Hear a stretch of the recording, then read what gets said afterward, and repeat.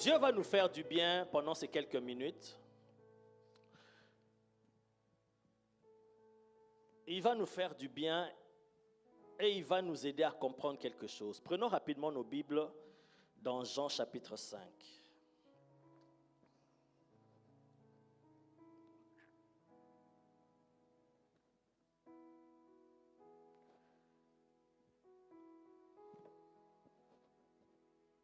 C'est un texte que nous connaissons.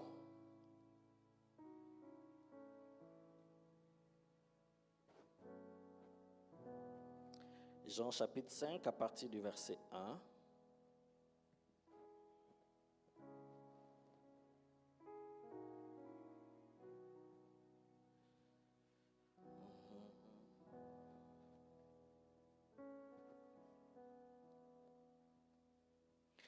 Jean chapitre 5, je lis.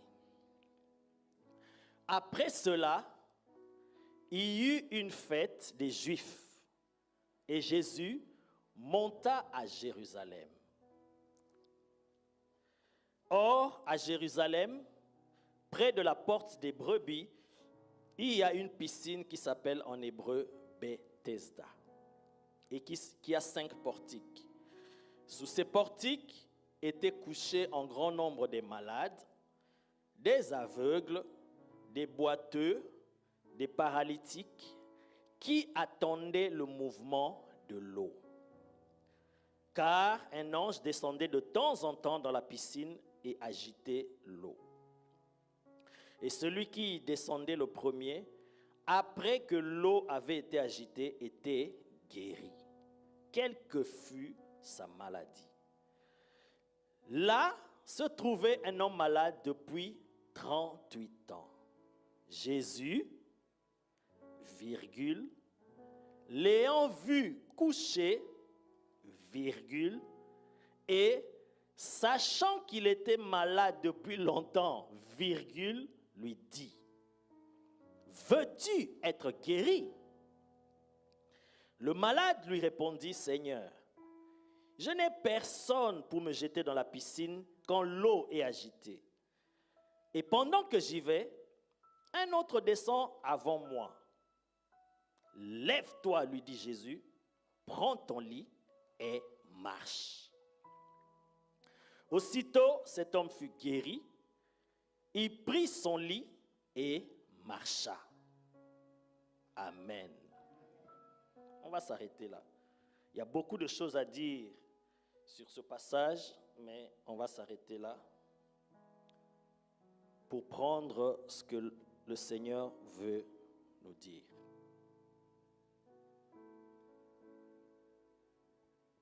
Je vais revenir sur ce texte après, mais écoute comment l'Esprit de Dieu nous conduit. Sois attentif. Une fois j'ai dit ici, les choses de Dieu sont étranges. Dieu peut te parler, Dieu peut être là, il parle au travers de son serviteur pendant 1 heure. Mais la parole destinée pour toi, la parole qui va déclencher quelque chose en toi, peut-être que c'est juste en 1 minute ou en 2 minutes. Tout le reste là aussi c'est bénissant, mais pour toi la clé se trouve à une certaine partie du message et juste pour 1 minute. Si tu rates ça, tu rates ce que Dieu avait préparé pour toi. Donc quand tu écoutes la parole de Dieu, sois attentif. Amen. Parce que nous sommes à plusieurs à écouter la parole de Dieu qui sort par la bouche d'un canal qui se tient devant. Chacun doit recevoir sa part. Et vous n'êtes pas seul ici. Il y a des personnes qui sont connectées. Il y a des personnes qui suivront plus tard, quelques mois plus tard, quelques jours plus tard. Et Dieu va quand même leur parler par ce même message. Ça veut dire chacun reçoit la part que Dieu a réservée pour lui. Et toi, tu ne sais pas ce que Dieu a préparé pour toi. C'est pourquoi sois attentif du début jusqu'à la fin. Amen. Je voudrais parler de la foi. Mais même moi-même, je ne sais pas comment me sentir parce que la foi, c'est un sujet vaste et profond. La foi, c'est la clé même de notre vie chrétienne. tout ce qui tourne autour de la vie chrétienne, c'est basé sur la foi. Et la foi, c'est un sujet vaste que je ne peux pas parler en 30 minutes, 40 minutes, 1 heure, en pensant tout dire. Impossible. Même un enseignement ne suffit pas. Il faut des études bibliques. Il faut des programmes, rien que sur le thème de la foi. Peut-être 1 mois, 2 mois, 3 mois, et même on ne va pas tout épuiser. Mais je vais juste prendre un aspect que le Seigneur m'a mis à cœur ce matin de partager avec toi. Et je suis convaincu que ça va ouvrir quelque chose en toi. Ça va t'aider dans ta marche de la foi et ça va t'apporter un éclairage. Parce que parfois nous disons j'ai la foi, mais soit on n'a pas la foi, soit on a la foi mais à un certain degré, mais il y a un niveau de foi que Dieu attend de nous et il exige de nous. Amen. Parfois nous disons j'ai la foi, c'est la bouche. J'ai la foi parce que je viens à l'église. J'ai la foi parce que je suis régulier à l'église. Est-ce que tu sais que tu peux même chanter, mais sans la foi? Tu peux même prier, mais tu n'as pas la foi. Tu peux même prêcher, tu peux même prier pour les gens, mais tu n'as pas la foi toi-même. C'est possible. Et pourquoi le Seigneur m'a mis à cœur de parler sur la foi aujourd'hui? Moi-même, je me suis demandé. C'est parce que quand nous venons aujourd'hui, spécialement samedi, dans notre ministère, c'est un jour d'enseignement, de délivrance, de prière et de guérison. Nous, on ne peut pas recevoir quelque chose auprès de Dieu sans la foi. Impossible. La foi, c'est cette main-là qui te permet de recevoir la guérison, de recevoir ta délivrance, de recevoir les bénédictions, de recevoir tout ce que Dieu te donne. C'est par la foi. Amen. La Bible dit, il n'y a rien qui soit étonnant de la part de Dieu. Il n'y a rien qui impressionne Dieu. Dans Jérémie, il est dit, y a-t-il quelque chose d'étonnant de la part de notre Dieu? Il n'y en a pas. Il n'y a rien que l'homme puisse faire qui impressionne Dieu. Rien. Même une offrande que tu peux donner à Dieu, de l'argent que tu peux donner à Dieu, ça ne va pas impressionner Dieu. Parce que ce que tu lui donnes là, c'est lui-même qui t'a donné. David dit, nous recevons de ta main ce que nous t'offrons. Même ta vie, quand tu dis Seigneur, je te donne ma vie, c'est lui d'ailleurs qui t'a donné cette vie-là. Donc il n'y a rien que tu puisses faire, il n'y a rien que tu puisses donner à Dieu qui puisse l'impressionner, l'étonner. Mais laisse-moi te dire qu'il y a quelque chose, vous savez déjà de quoi, parce que j'ai donné le thème. Il y a quelque chose qui impressionne Dieu, c'est la foi. Il y a quelque chose qui étonne Dieu, c'est la foi. Il y a un homme qui est venu vers Jésus, un centenier qu'on appelle. Il est venu voir Jésus, il a dit, Seigneur, j'ai mon serviteur qui est couché là-bas à la maison. Il est atteint de paralysie, il est très malade près de la mort, il souffre. Il souffre. Seigneur, je viens à toi. Si vous lisez la Bible, il n'a même pas fini de parler, il n'a même pas fait de demande. Il n'a même pas demandé à Dieu, à Jésus. Il a juste expliqué que j'ai mon serviteur qui est malade, atteint de paralysie, il souffre. Directement, Jésus dit, j'irai et je le guérirai. Oh, quel est cet homme? Il n'a rien demandé. Il n'a même pas dit, viens prier pour lui, viens, rien. Lisez dans Matthieu chapitre 8. Pourquoi Jésus a réagi comme ça? Je ferme la parenthèse, ce n'est pas le sujet d'aujourd'hui. Sinon, on va ouvrir des parenthèses. Il dit, j'irai, je le guérirai. L'homme, il dit, non, non, non, Seigneur, je ne suis pas digne que tu entres dans ma maison. Je ne suis pas digne. Mais dis seulement un mot. Écoute, je suis déjà en train de parler de la foi, de la manifestation de la foi, de la démonstration de la foi. Comme ça, ça te permettra de saisir les choses que Dieu a préparées pour toi. Comment les saisir? Comment les attraper? Parce que la foi, ce n'est pas seulement le blabla. La foi, ce n'est pas seulement les paroles, j'ai la foi, j'ai la foi, j'ai la foi. La foi, vous allez comprendre que c'est tout un ensemble, c'est une combinaison des actes, des paroles, des gestes, des attitudes, des choses qu'il faut manifester. Et on peut la voir, on peut la toucher, on peut la palper. Et vous allez comprendre pourquoi souvent nous ne recevons pas aussi de Dieu. Toi-même, tu vas parler à ton cœur et tu vas te dire si tu as la foi, si tu n'as pas la foi, si tu as besoin de la foi, tu as besoin encore de dire comme les apôtres, augmente-nous la foi.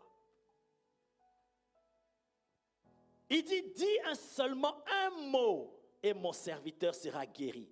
Car moi, qui suis soumis à des supérieurs, j'ai des soldats. Je dis à l'un, va et il va. À l'autre, viens et il vient. À mon serviteur, fais cela, il fait. La Bible dit, je ne rajoute rien, je ne fais aucun commentaire. La Bible dit, Jésus fut dans l'étonnement. Jésus fut dans l'étonnement. Il n'y a rien qui étonne Dieu. Il n'y a rien qui impressionne Dieu. Mais Jésus ayant entendu ces paroles, la Bible dit, il fut dans l'étonnement. Et il dit à ceux qui étaient autour de lui, même en Israël, je vous le dis en vérité, je n'ai jamais trouvé une aussi grande foi. Ce que cet homme a dit, Jésus appelle cela la foi. Et il dit, même en Israël, je n'ai pas trouvé une grande foi comme celle-ci. Jésus fut dans l'étonnement. Rien qui étonne Dieu, rien qui impressionne Dieu, mais c'est la foi qui impressionne, qui bouge le cœur de Dieu. Et quand ça bouge le cœur de Dieu, il touche son serviteur. Soit pour prier pour toi, soit pour déclarer quelque chose, pour libérer quelque chose, pour déclencher quelque chose. Mais il faut que tu manifestes la foi. Une autre femme cananéenne est venue vers Jésus. La Bible dit, elle se mit à courir derrière Jésus. Seigneur, fils de David, aie pitié de moi, viens à mon secours. Ma fille est tourmentée par des démons. Elle criait, elle criait, elle criait. Jésus, il ne répond pas. Il a entendu, mais il ne répond pas. Il ne dit rien. Cette femme-là ne murmurait pas, mais elle s'est mise à crier. Ça veut dire Jésus entendait, mais il n'a rien dit. Il continue à marcher. Et cette femme-là aussi a dit, moi, je ne m'arrêterai pas. Même si tu ne me réponds pas, je continuerai à crier. Elle a continué à crier au point que ça commençait à déranger les apôtres. Les apôtres sont maintenant venus voir le maître. Maître, chasse cette femme, renvoie-la, parce qu'elle fait trop de bruit. Mais pourquoi vous-même, les protocoles, vous ne la renvoyez pas? Vous voulez que Jésus puisse la renvoyer. Si elle vous dérange, vous, elle ne dérange pas Jésus. Elle vous dérange, alors renvoyez-la. Parce que Jésus n'a même pas fait attention. Mais pourquoi vous venez à Jésus? Jésus, lui, il savait ce qu'il faisait. Voilà pourquoi ça ne l'a pas dérangé. Elle n'a pas renvoyé cette femme. Mais les disciples sont venus, renvoie cette femme. Comme les apôtres demandaient à Jésus de faire quelque chose, Jésus dit, je ne suis venu seulement pour les brebis perdues de la maison d'Israël. Oh my God. Cette femme-là, ayant entendu la réponse de Jésus, la Bible dit, elle vient, au début elle criait de loin. Elle criait en courant derrière Jésus. Mais quand Jésus a répondu comme ça, d'abord Jésus ne répondit rien, elle n'a pas arrêté. Elle a dit, toi tu ne me connais pas, aujourd'hui tu vas voir. Elle s'est mise à crier. Jésus donne une réponse. Elle s'est dit non. Elle est venue, la Bible dit, elle est venue, elle s'est prosternée devant Jésus. J'étais loin, tu ne voulais pas m'écouter. Maintenant, je viens, je me prosterne. Seigneur, aie pitié de moi. Viens secourir ma fille. Jésus dit, il n'est pas bon de prendre le pain des enfants et de donner aux chiens. Cette femme l'a dit, toi, tu ne me connais pas. Je ne lâcherai pas. Il dit, maître, c'est vrai, mais même les petits chiens mangent sous la table de leur maître. Et quand les miettes là tombent, eux, ils mangent de cela.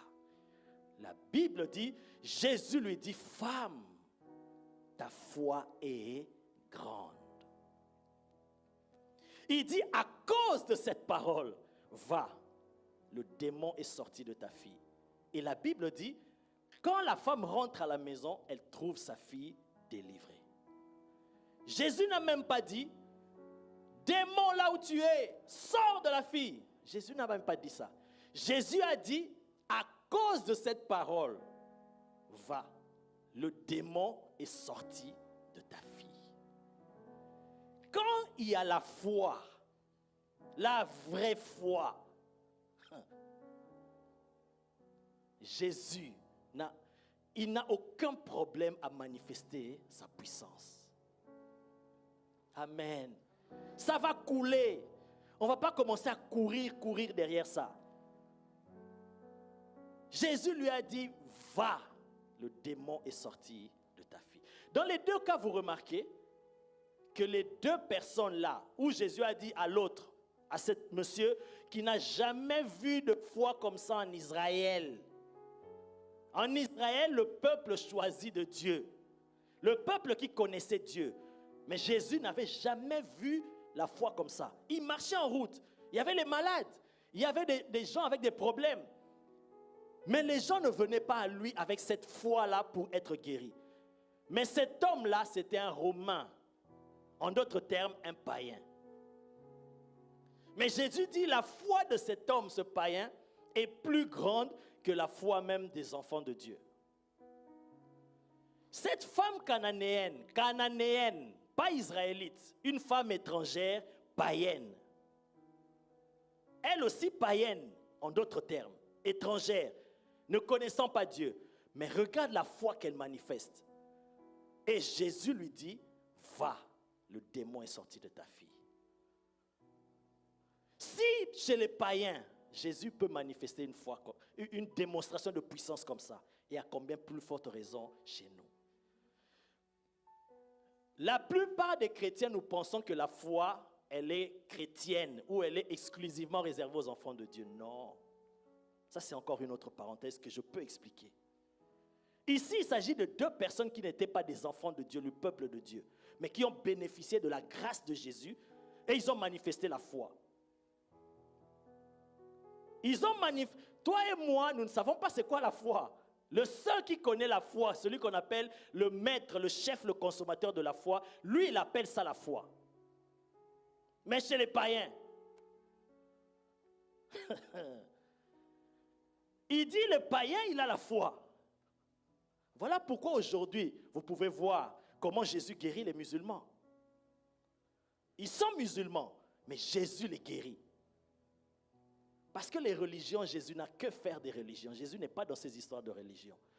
Il a dit quiconque dans toutes les nations, dans toutes les races, croit en lui, le cherche de tout son cœur, l'invoque, il se manifestera à lui. Il se manifestera à lui. Amen. Amen.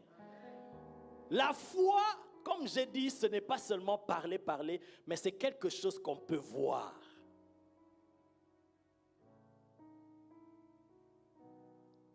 Dans ces deux cas, cette femme a manifesté la foi, malgré que Jésus l'a repoussée.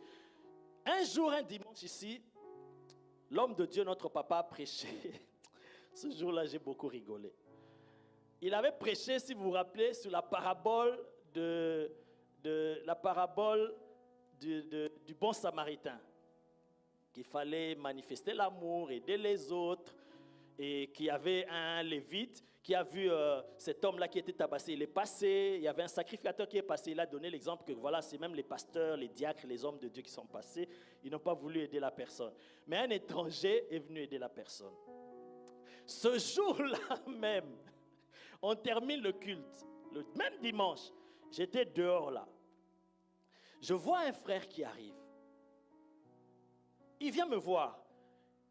Il dit, pasteur, moi je suis vraiment en colère. Et je ne reviendrai plus dans cette église. J'ai dit, pourquoi? Il dit, mais parce que je suis allé voir Papa Tony À la fin du culte, je lui ai dit que j'ai à lui parler et qu'il prie pour moi. Je voulais lui donner un sujet et il m'a chassé. Il a dit non, il ne veut pas me voir. Parce que moi, je ne viens souvent à l'église que quand j'ai des problèmes, je ne viens pas tout le temps et là, il ne veut pas me voir.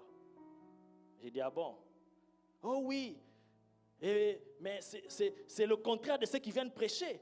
Il a dit que même les pasteurs, on est censé manifester l'amour, on est censé aider les gens. Et là, il a même donné l'exemple. Il y a ce pasteur-là qui est passé à côté, qui n'a pas voulu aider. Et donc lui-même, il prêche une chose et son contraire. Moi, je l'écoutais seulement. Je lui ai dit, ok. J'ai compris et je ne voulais pas entrer dans son jeu. Je lui ai dit, ok. Tu sais ce que tu vas faire maintenant? Retourne encore dans la salle, va le voir.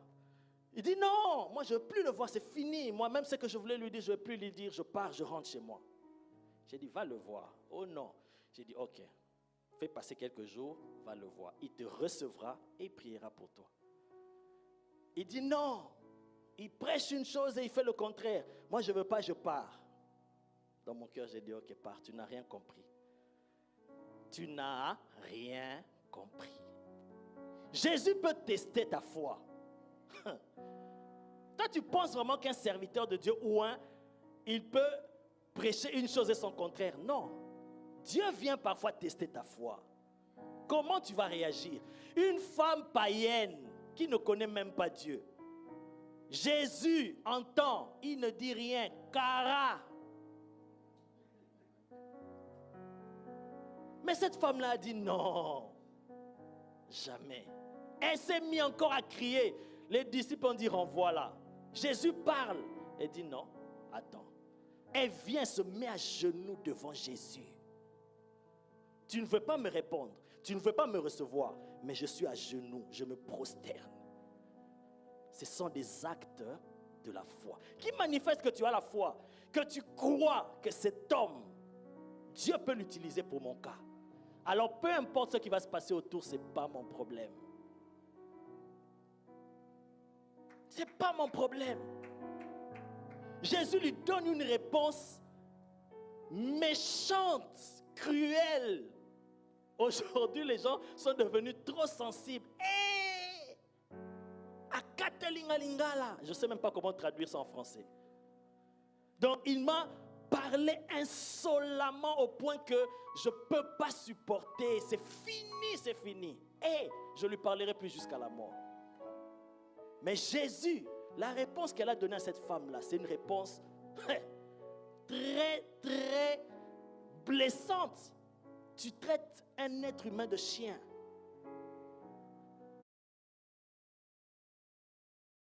Mais cette femme-là n'a pas regardé à ça. Moi, j'ai un problème et c'est toi qui es la solution. Je me prosterne. Fais quelque chose. Quand elle a donné la réponse, Jésus a dit, femme, ta foi, elle est grande.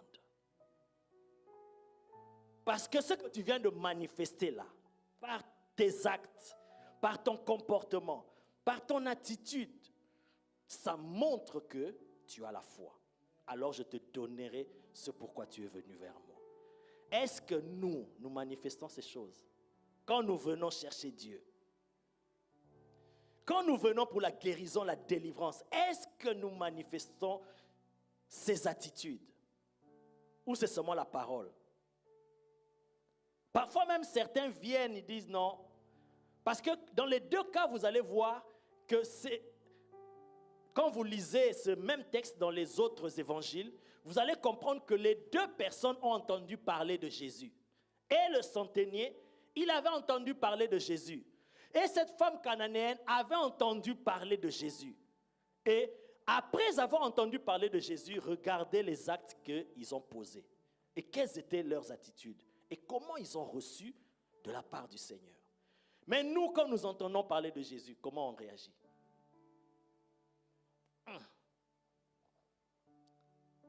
Dans cette église-là, il y a des miracles, il y a des délivrances. Qui te dit que c'est vrai? Peut-être c'est le manque qu'il y en a. Bon, allons voir si vraiment c'est ça. Tu as dit que tu viens dans la maison de Dieu. Tu viens parce que tu as des problèmes. Après, tu vas sortir, tu dis, je n'ai rien vu, je n'ai rien senti, je n'ai pas vu l'homme de Dieu même à prier pour moi, rien ne s'est passé. Mais parce que tu n'avais pas la foi. Tu n'es pas venu avec la foi. Ton attitude de cœur, ce n'était pas la foi. Amen. Quelqu'un peut se dire, mais pasteur, tu as donné un texte, mais jusque-là, tu ne parles pas de ça. Je vais rebondir sur ça. Mais je suis en train de te montrer des aspects de la foi. Amen. Dieu veut que nous soyons des hommes et des femmes qui ont la foi. Parce que la foi, comme nous l'avons entendu, dans les derniers temps, ça va devenir une denrée rare. C'est pourquoi Jésus a dit, quand le Fils de l'homme reviendra, est-ce qu'il trouvera encore la foi sur la terre? Est-ce qu'il trouvera encore des hommes attachés à Dieu? Des hommes dont le cœur reste attaché à Dieu, malgré tout ce qui se passe autour. C'est de ces personnes-là dont Jésus a besoin. Amen. Un jour, Jésus était avec les disciples dans la barque. Il s'est levé une grande tempête qui a commencé à souffler, à soulever la barque, à renverser la barque, au point que l'eau commençait à remplir la barque. Et les disciples ont commencé à paniquer. Ils sont allés voir Jésus. Jésus, ils ont commencé à crier, Seigneur, Seigneur, nous mourrons. Est-ce que tu ne vois pas? La Bible dit Jésus dormait. Ah! Il se réveille. Mon Dieu. Il se réveille comme si de rien n'était. Quand Jésus s'est réveillé, la tempête ne s'est pas calmée. Hein? Quand Jésus s'est réveillé, la tempête continue à souffler. Les vagues continuent à venir. Mais malgré ça, il s'est levé avec une attitude étrange. Il se lève, il parle au vent, il parle à la tempête et il le calme. Dans Luc chapitre 8, il pose la question aux disciples. Où est votre foi? Parce que la foi, on doit la voir dans votre comportement, dans votre attitude, dans votre manière d'être. On peut savoir si tu as la foi ou si tu n'as pas la foi. L'Esprit de Dieu peut me montrer, peut révéler à son serviteur si cet homme ou cette femme a la foi ou pas. Voilà pourquoi il y a des choses, quand tu es avec quelqu'un qui est oint, qui travaille avec l'onction, c'est bizarre. Il peut être là, tu vois qu'il prie pour les gens. Des gens sont là, les malades sont là. Mais tu peux te demander, mais pourquoi il n'a pas prié pour cette personne? Qui a vraiment besoin d'aide? Et il passe. Toi, tu ne sais pas. Mais l'Esprit de Dieu qui l'utilise, lui fait comprendre que cet homme n'a même pas la foi, ça ne sert à rien de prier pour lui, passe. Et tu vois, toi tu es là, mais il touche quelqu'un qui est derrière toi. Ou quelqu'un qui est à côté de toi, mais toi on ne te touche pas. Parce que l'Esprit de Dieu, il sait, il voit les cœurs. Où est votre foi? C'est dans les moments difficiles. C'est dans les moments de trouble qu'on peut savoir si tu as la foi ou pas. La foi, ce n'est pas quand tout va bien. Ah, moi j'ai la foi, gloire au Seigneur, tout va bien, tu dors en paix, tu payes tes factures, tu voyages bien, j'ai la foi. C'est pourquoi Dieu teste la foi, pour que toi-même tu saches si tu as la foi ou pas. C'est maintenant quand tout ne va pas, comment tu réagis. C'est là maintenant Dieu va savoir si tu as la foi ou pas. Jésus dit dans cette situation-là, où est votre foi? Si vous aviez la foi, vous n'auriez pas réagi comme vous avez réagi. Souvent, nous pensons avoir la foi, et avec cette foi-là que nous pensons avoir, nous voulons obtenir des choses auprès de Dieu, nous ne les obtenons pas, et nous nous posons des questions, nous commençons à accuser les hommes de Dieu, à accuser les autres, mais alors que nous n'avons pas la foi nécessaire pour obtenir la chose que nous voulons. Nous n'avons pas cette foi-là. J'ai beaucoup aimé une illustration que le pasteur Antoine nous a donnée pendant le séminaire ici, j'ai beaucoup aimé. Si ta main, ma main qui est là, peut prendre cette bouteille, ma main est là, la bouteille est là, Dieu me dit, mon fils, voici ta bénédiction. Je viens, je la prends. Par la main de la foi, je viens, je prends la bouteille. Parce que ma main est capable de prendre cette bouteille. S'il me dit ta bénédiction est là, va la prendre. Ma bénédiction c'est ça. Est-ce que ma main, je dis ma main, même mes deux mains peuvent prendre ça? Non. Il faut que j'ai une main assez forte, assez costaud, assez capable pour prendre ce que Dieu me donne.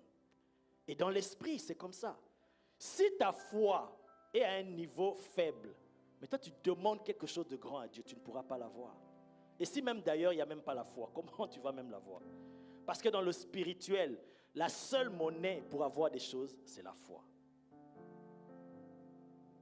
Dieu a dit, venez, vous qui avez soif, venez acheter. Vous allez acheter sans argent.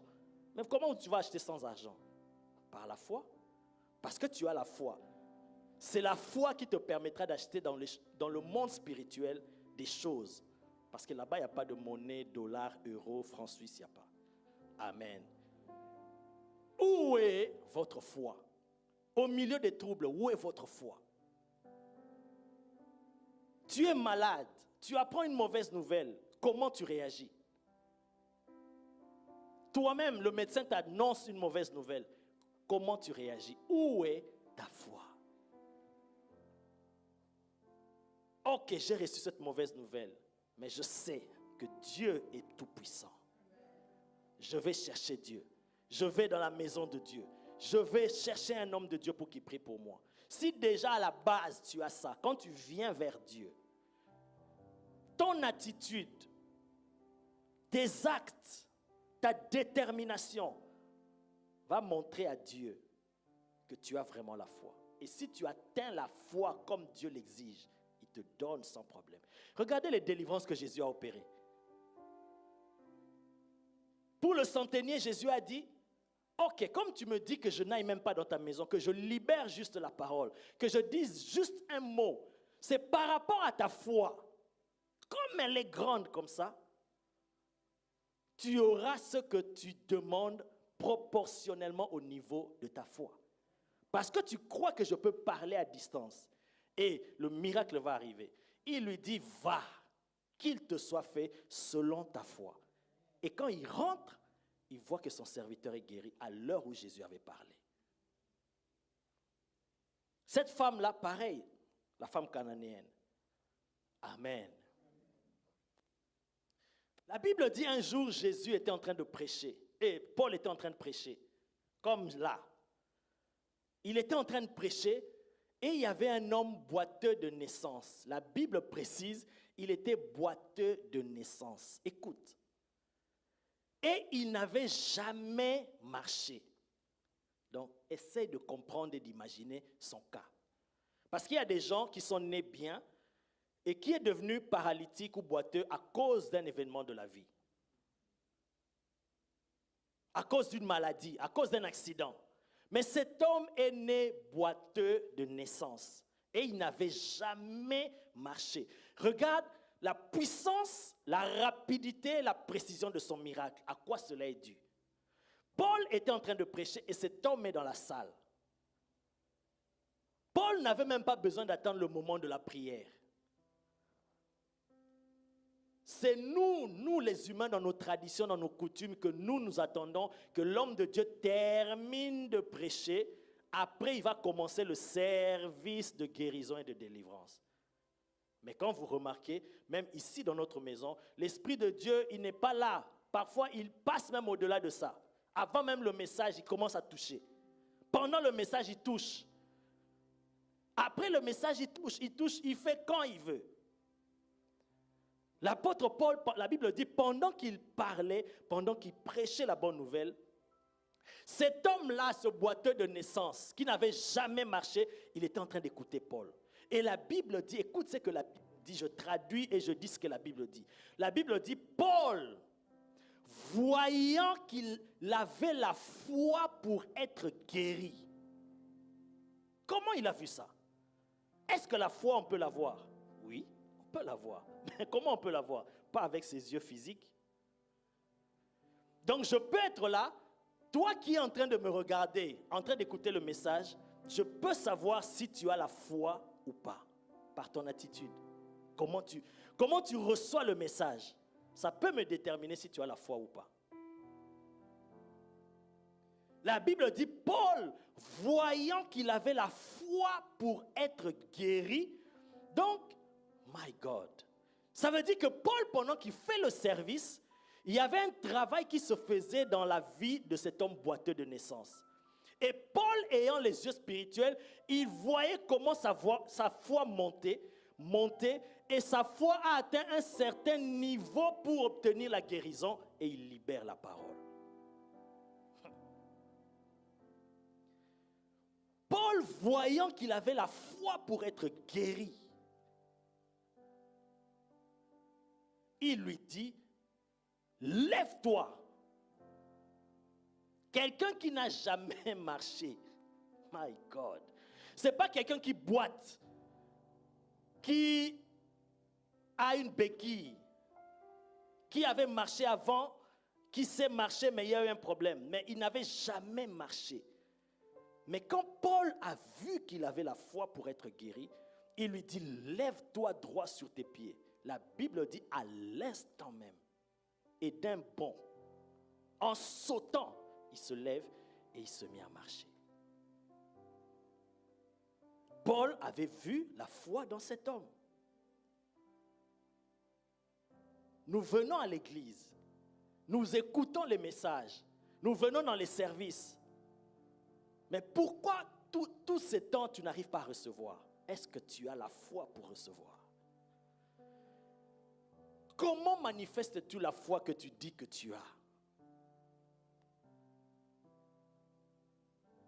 Mon frère, comme tu l'as dit tout à l'heure, tu dis le Dieu qui a guéri ma fille, qui a manifesté ce processus de guérison. Tout ce qui reste ou tout ce qui peut venir après, c'est le même Dieu qui va le faire. C'est tout. C'est ça la foi. Quand tu déclares ça, tu restes ferme dans ça. Tu n'as plus à regarder ta fille, les signes, les symptômes. Peu importe, tu crois fermement et tu manifestes cela dans ton attitude. Même vis-à-vis de ta fille. Papa, ces jours, ça va. Ma fille, Jésus t'a déjà guéri. Ce Jésus-là ne ment jamais. Tu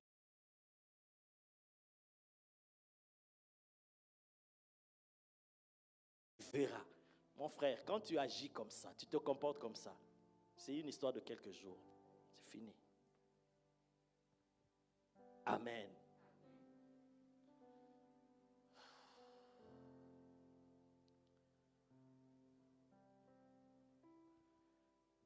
Jésus était dans une maison en train de prêcher.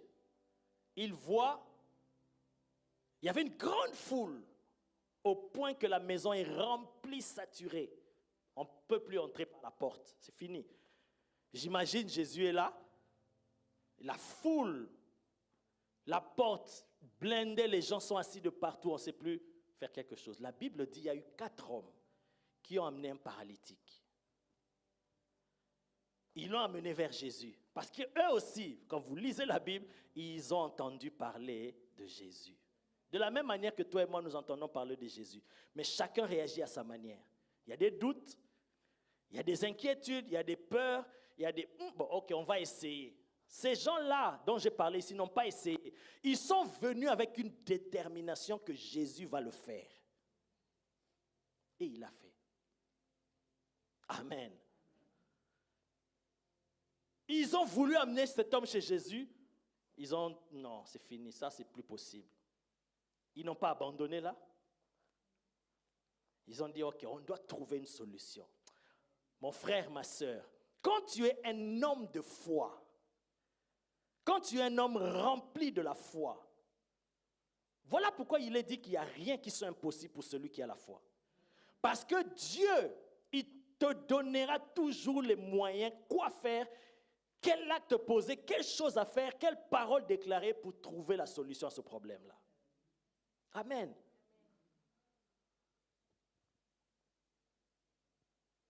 Ils ont dit non. Ils ont regardé la maison, ils ont vu le toit. Là, le maître, il était dans la pièce, il enseignait. Comme il sait toutes choses, comme il connaît toutes choses, il savait. Ils ont vu le toit de la maison. OK. Mais le paralytique est sur le lit. Comment il va passer sur le toit? My God. Non. Il y a des actes. Il y a des attitudes qui démontrent que tu as la foi. Amen. Ah oui. Et quand on arrive à ce niveau-là, mon frère, tu deviens dangereux. Parce que si tu marches avec la foi, aucun obstacle ne tiendra devant toi, aucune montagne, aucune. Même si tu veux entreprendre un projet et que l'argent manque, pour toi, l'argent, ce ne sera pas un obstacle. Rien. On te dit non, les autres là-bas, ça ne marche pas. Toi, tu dis, moi, je suis un homme de foi, une femme de foi. Rien ne peut résister devant moi. Montre-moi ta foi et moi, je te montrerai les œuvres. C'est ce que Jacques a dit. La foi, c'est les œuvres. Qu'est-ce que tu fais pour montrer que tu as la foi? Quels actes que tu poses pour montrer que tu as la foi? Quelles sont les attitudes que tu manifestes pour montrer que tu as la foi? Ils ont dit non, on va entrer par ici. Je ne sais pas comment ils ont fait. Mais par le toit, ils sont arrivés à introduire le paralytique avec son lit. Donc j'imagine les acrobaties qu'ils ont fait. D'abord, l'homme est paralytique. Si vous le gérez mal, il peut tomber, se casser encore, ça devient pire dans la présence de Jésus. Mais non, comment le faire passer et son lit? Mais parce qu'ils étaient déterminés à voir Jésus, que rien ne pouvait les empêcher. Rien. Même s'il faut des solution miracle va apparaître. Oui. Ah non. Rien ne recule devant des personnes qui sont déterminées comme ça. C'est ça la foi. Très souvent, nous parlons la foi, mais nous n'avons pas la foi. Ils ont réussi à faire descendre le paralytique. La Bible dit, donc pendant déjà qu'ils faisaient ça, les gens étaient là. Vous imaginez comment les gens ils sont. Les gens de l'époque, c'est des humains comme nous. La manière dont on réagit, c'est la même manière qu'ils pouvaient réagir. Ils commencent à murmurer. C'est quoi ça? C'est désordre. Nous, on écoute la parole calmement. C'est quoi ça? Et toute l'attention se tourne vers là. Cet homme qui descend sur le toit. Et je suis sûr que Jésus a arrêté de prêcher. Parce qu'il voulait. Jésus donnait les enseignements comme ça.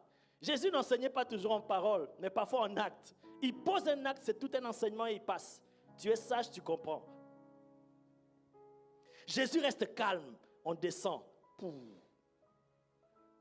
Et la Bible dit, le paralytique descend là au milieu de la foule devant Jésus. Oh my God. La Bible dit, Jésus. Donc après qu'eux, ils ont fait leur acte, ils n'ont rien dit à Jésus. Ils n'ont pas dit, Seigneur, guéris-moi. Le paralytique n'a pas dit ça. Les hommes n'ont pas dit, Seigneur, commencez à expliquer à Jésus. Non. Voilà pourquoi, parce que moi j'étudie, j'observe, j'apprends auprès de mon Père. Souvent quand il fait le travail, il y a des gens qui viennent parler à son nom. Il dit, ne parle pas, reste calme, ne dis rien. Tu ne sais pas pourquoi il dit ça? Parce qu'il y a des moments où il ne faut rien dire.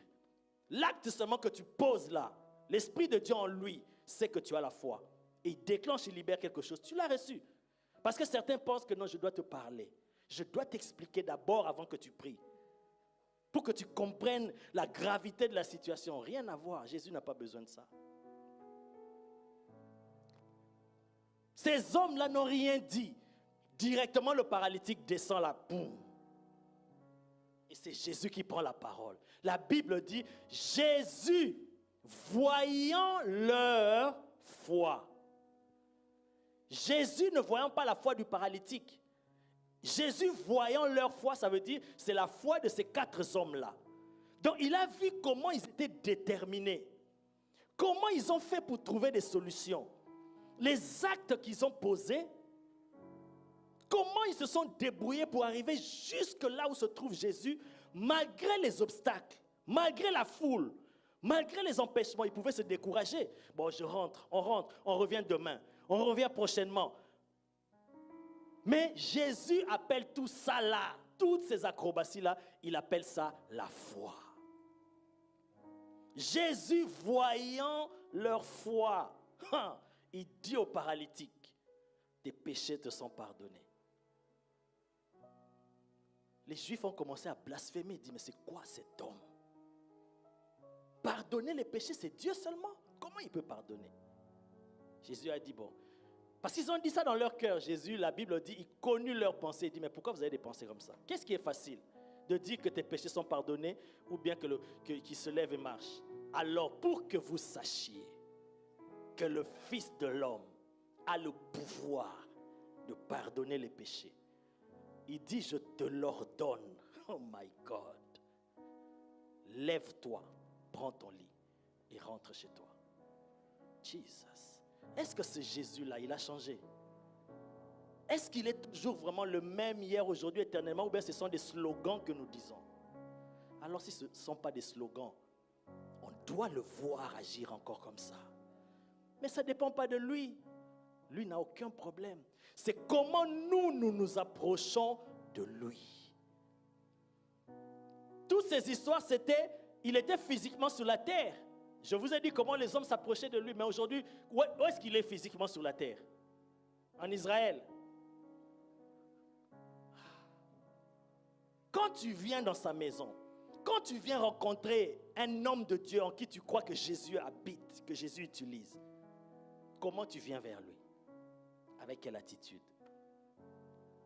Quels actes que tu poses qui démontrent que tu as la foi? Et le même Jésus, comme il a fait dans la Bible, il va passer par son serviteur pour te toucher facilement.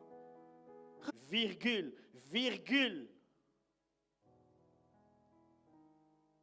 Un homme qui était là 38 ans malade. Jésus, déjà comme un homme physique, il voyait physiquement. Et comme le Seigneur, il voyait aussi spirituellement.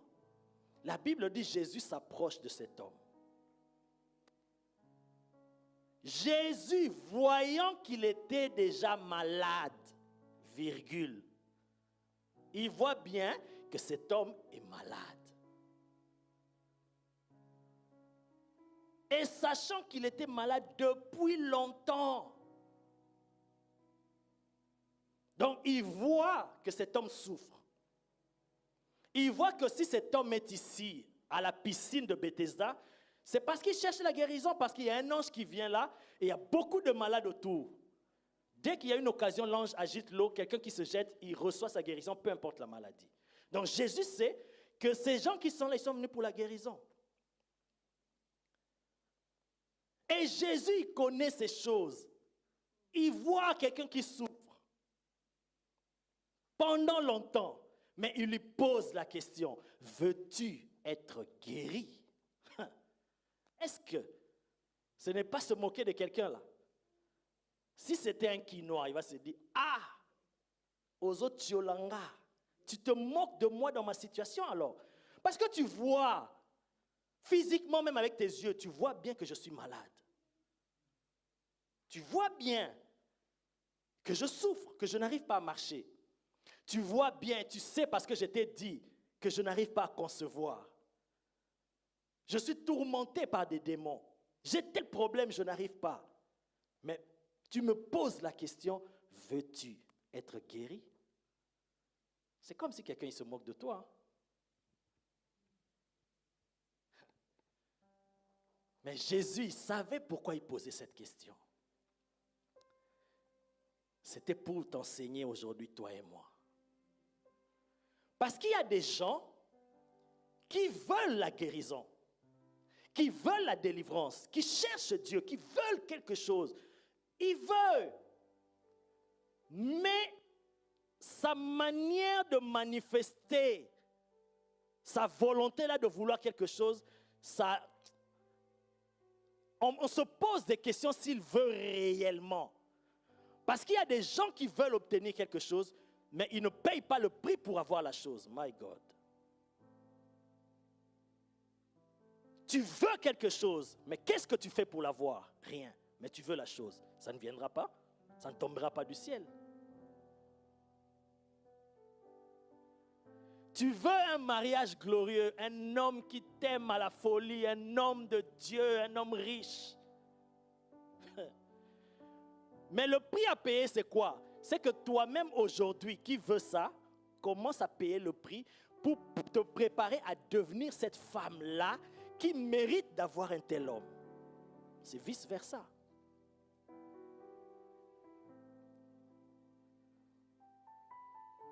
Tu veux devenir un grand prédicateur, un homme que Dieu va utiliser puissamment.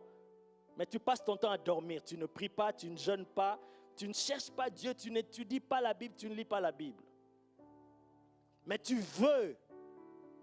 Mais ta vie, ce que tu fais, tes actes, ne montrent pas que tu veux vraiment la chose. On veut voir les choses qui prouvent que tu veux ça.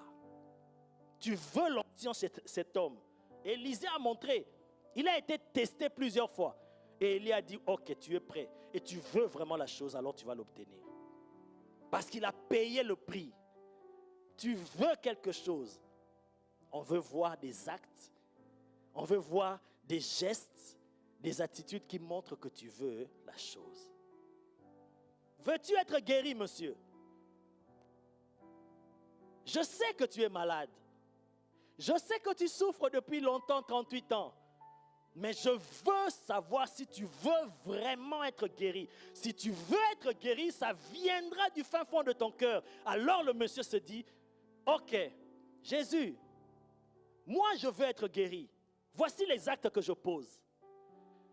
Chaque fois que l'eau est agitée, je m'en vais. Mais vu que je suis malade, je n'ai pas la force, j'arrive toujours en retard. J'ai fait ça une fois, mais je n'ai pas abandonné. J'ai fait ça 2 fois, je n'ai pas abandonné. Je continue à le faire, mais vu mon état de santé, j'arrive toujours en retard. Et voilà, je suis dans cette situation. La Bible dit, quand il a terminé de parler, Jésus n'a même pas discuté. Il lui a dit, lève-toi. Parce que pour Jésus, c'était suffisant. Si c'était un homme qui veut la guérison, mais qui attend, bon, j'attends qu'on vienne m'aider pour m'amener là-bas. Lui-même, il ne pose pas des actes. Jésus allait passer à côté. Parce que tu n'as pas la foi. Moi, je collabore avec ceux qui ont la foi.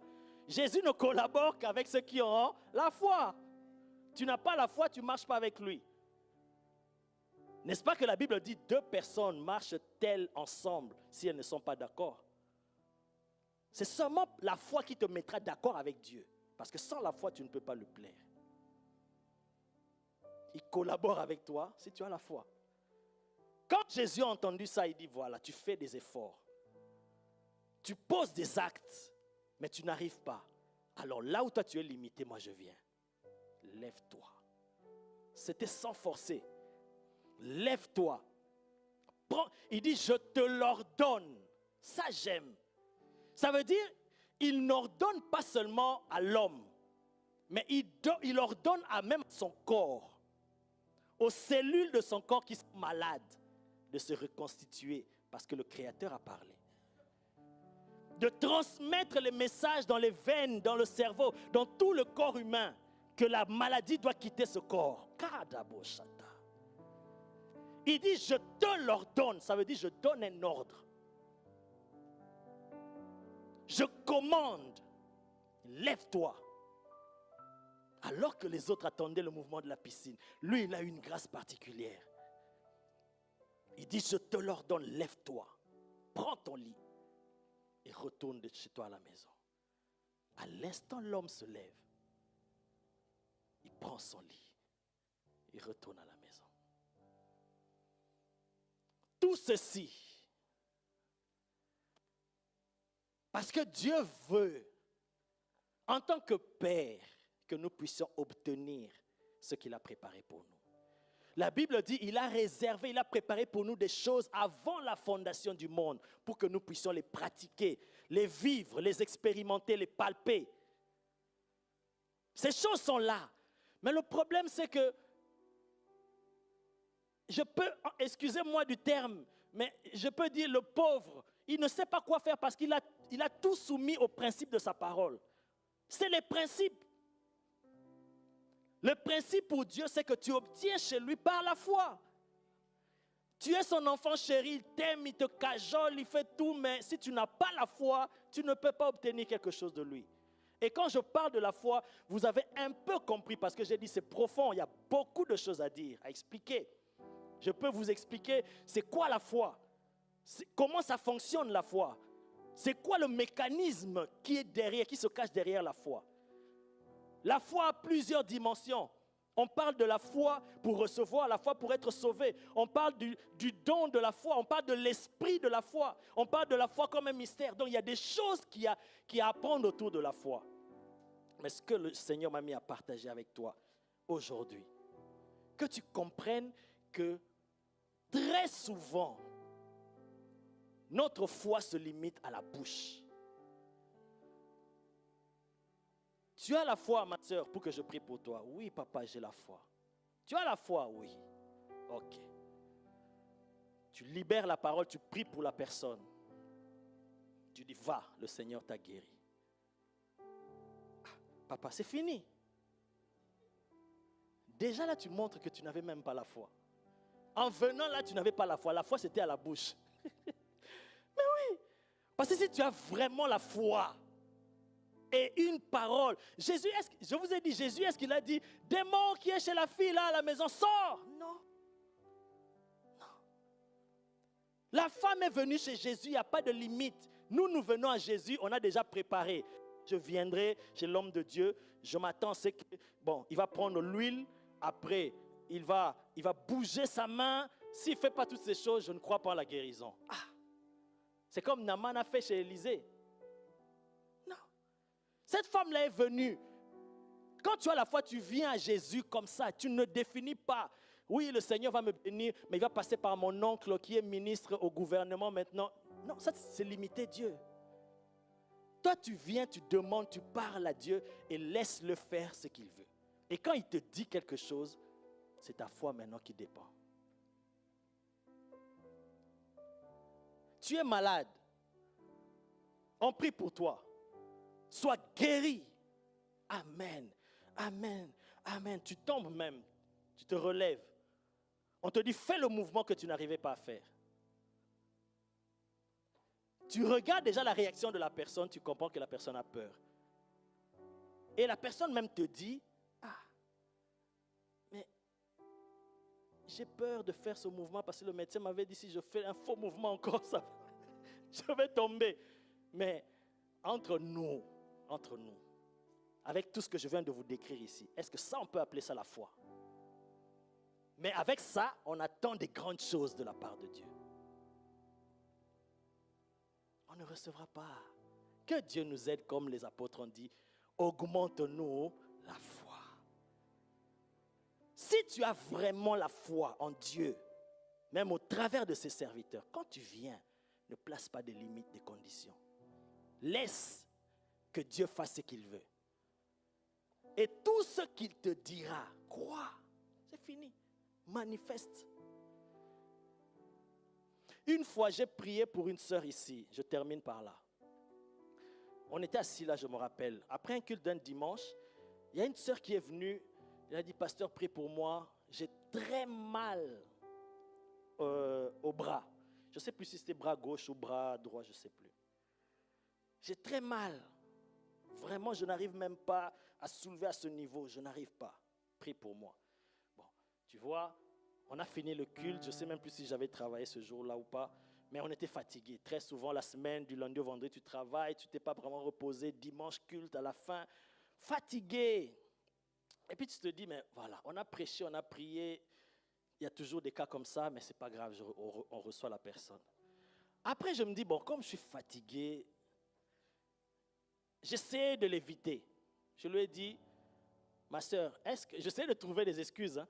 Ma soeur, est-ce que tu n'as pas, peut-être que tu as mal dormi, tu as dormi juste de ce côté-là et tu as mal. Non, ce n'est pas de la douleur de comme ça, c'est vraiment, je sens que ce n'est pas normal. Ça doit être spirituel parce que j'ai des attaques, j'ai beaucoup d'attaques. J'ai dit, ok. Donc, comme ce n'est pas qu'elle a dormi juste d'un côté, ça veut dire que c'est quelque chose de spirituel. Mais j'étais fatigué, j'étais assis là. Et elle était assise à côté. J'ai dit, ok, je vais prier pour toi. Pendant que j'ai commencé à prier pour elle, j'ai commencé à parler, j'ai vu la main commençait à manifester un mouvement. J'ai dit, donc elle avait raison, elle ne blaguait pas. Parce qu'il y a d'autres aussi qui veulent juste perdre du temps comme ça, parler, raconter. J'ai dit, ok. Moi, je pensais que c'était ce cas-là, mais là, c'est vraiment un problème. J'ordonne encore, je vois, elle commence à manifester, je vois le mouvement, j'ai compris, il y a quelque chose là. J'étais assis et directement, j'ai pris ça au sérieux. J'ai commencé à ordonner, pouf, elle tombe. Par terre, là, elle commence à ramper, à ramper, à ramper, à ramper. Et je prie, je déclare, je termine. Je lui dis Amen. J'ai dit, lève ta main. Fais le mouvement que tu n'arrivais pas à faire. Elle lève la main. Elle arrive à un niveau où elle ne pouvait même pas arriver. Je lui dis, fais encore, lève. Elle lève la main.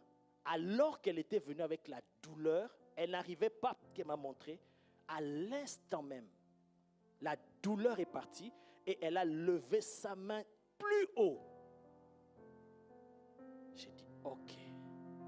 Cette femme, elle est venue avec la foi.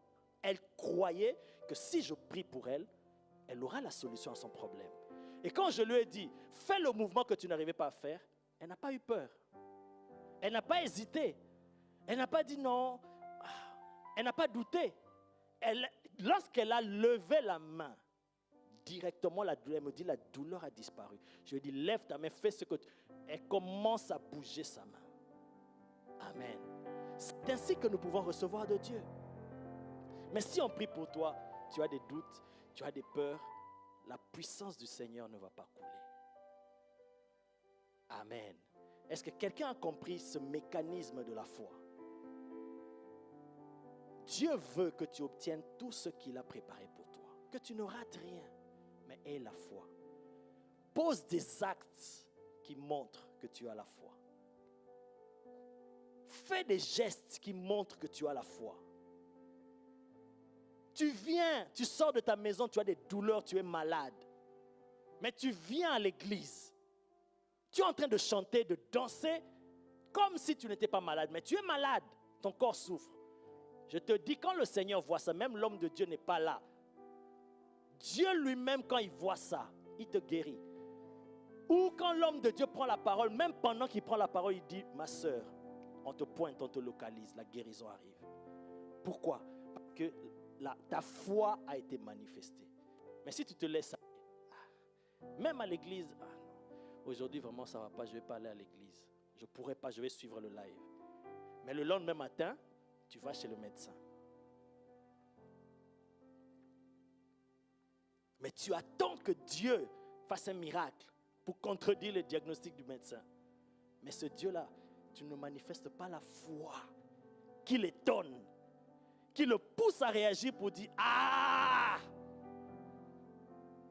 Jésus a dit, la Bible dit, Jésus fut dans l'étonnement. Il fut dans l'étonnement, il dit, je n'ai jamais vu une aussi grande foi. Lui, le juif d'Israël, il était dans l'étonnement. Les juifs du Congo, ils disent, Kaka, Zambiwani. Le professeur de l'université de la Sorbonne du Saint-Esprit, lui, il dit, My God. Donc, ça te dépasse. Tu dis, non, c'est pas vrai. C'est pas vrai. Ah là, ça rate pas. Je vous dis, ça rate pas. Quand ta foi atteint cette dimension-là, ça rate pas. Maintenant, tu peux me dire, comment faire pour arriver là?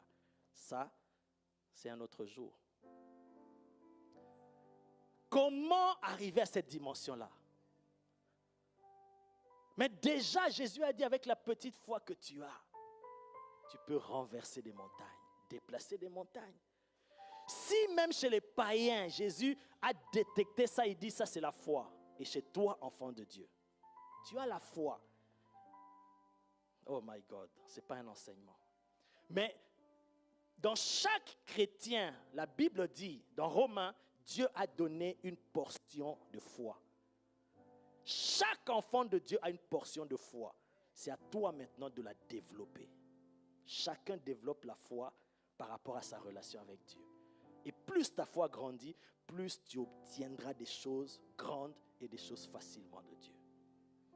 Mais chacun de nous ici a une portion de foi qui lui permet déjà de marcher avec Dieu et d'obtenir des choses avec Dieu.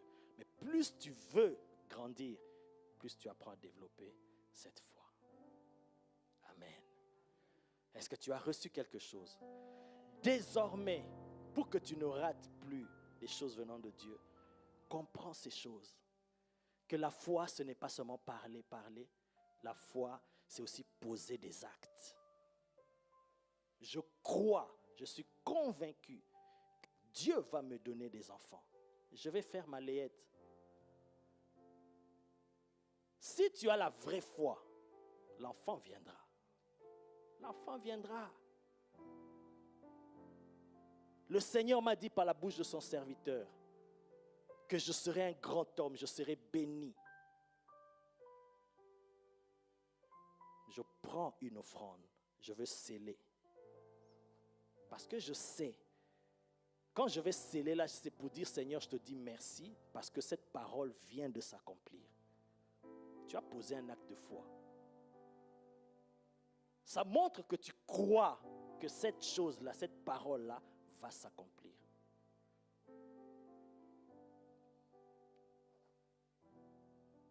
Ces gens-là, tous ces gens-là, ce n'est pas Jésus qui leur a donné les astuces pour dire faites ça, non. La femme qui avait la perte de sang, sa stratégie d'aller toucher le bord du vêtement, ce n'est pas Jésus qui lui a révélé, ce n'est pas le Saint-Esprit. C'est en elle, parce qu'il y avait des choses qui se passaient en elle. La Bible dit, elle se disait en elle-même, si seulement j'arrive là-bas et que je touche son vêtement. Elle n'a pas dit peut-être je serai guéri, mais elle a dit je serai guéri. Donc, qu'il vente, qu'il pleuve, qu'on monte, qu'on descende. Il suffit seulement que j'arrive à toucher son vêtement. Si seulement je touche, à moins que je ne touche pas, mais si je touche, moi, je serai guéri. Comment une telle attitude, une telle détermination ne peut pas lui accorder ce qu'elle demande? La Bible dit à l'instant même, quand elle touche le vêtement, le sang s'arrête. My God.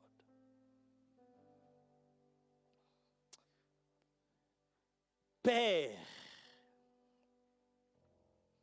aide-nous par ce message. Que nos esprits se réveillent. Que nous comprenions ce que tu attends de nous. Continue par ton esprit à parler à nos cœurs. Moi, j'ai fait ma part. C'est le Saint-Esprit qui peut travailler dans les cœurs. C'est le Saint-Esprit qui a inspiré toutes ces personnes à poser des actes de foi. Des actes qui ont montré leur foi, qui ont rendu visible leur foi. C'est toi le Saint-Esprit. Parle à tout un chacun de nous. Révèle-toi à nous. Aide-nous avec la mesure de la foi qu'il y a en nous, que cela puisse grandir. Les apôtres ont dit, Seigneur, augmente-nous la foi. Seigneur, cet après-midi, nous disons, augmente-nous la foi. Que nous soyons des hommes et des femmes de foi, qui ont la foi en Dieu.